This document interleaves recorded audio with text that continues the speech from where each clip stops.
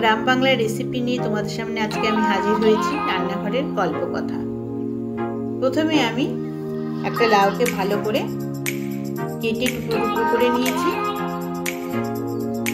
এরকম করে তোমরা চাইলে বড় করেও কাটতে পারো বা ছোট করেও কাটতে পারো। কয়েকটি বড়ি নিয়েছি আর শোল মাছটাকে ভালো করে কেটে ধুয়ে পরিষ্কার করে নিয়েছি। নিয়ে লবণ, হলুদ, সামান্য পরিমাণে লঙ্কা দিয়ে ভালো করে মাখিয়ে নিয়েছি।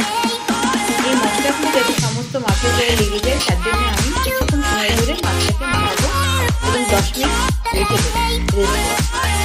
এবার আমি একটা মিক্সিং জারের মধ্যে কয়েকটি শুকনো লঙ্কা, কিছুটা পরিমাণে আদা, 1 চামচ জিরে নিয়ে একটা পেস্ট তৈরি করে রেখে দিলাম। কড়াইতে তেল দিয়ে তেলটা যখন ভালো করে গরম হয়ে গেল তার মধ্যে আমি বড়িগুলো দিয়ে দিলাম।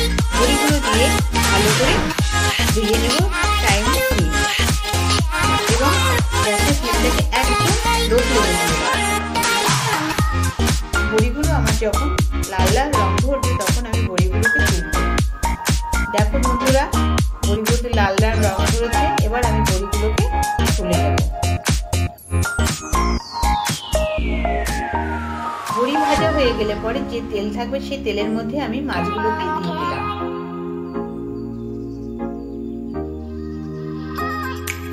মাছ কিছুটা পরিমাণে দেওয়ার পরে আমি মাছগুলোকে উল্টে দিলাম এবং ভালো করে লাল লাল করে ভেজে নিব।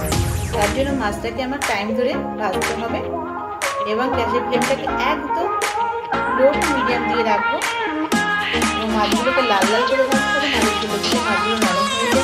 তার জন্য আমি বেশ কড়া করে মাছগুলোকে ভেজে নিলাম।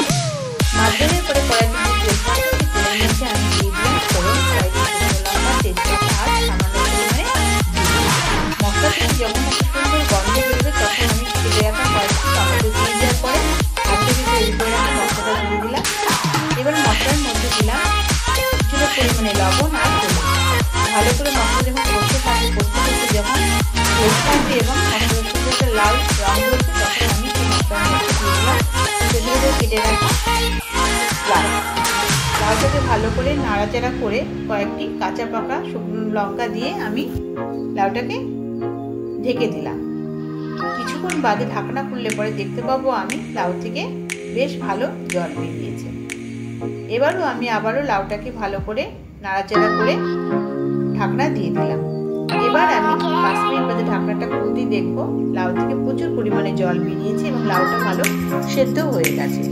এবার লাউয়ের জলটাকে শুকিয়ে নেওয়ার পালা। লাউয়ের জলটা শুকনো হয়ে গেলে পরে এর ঝোল এই জলটা আমি আগে থেকে গরম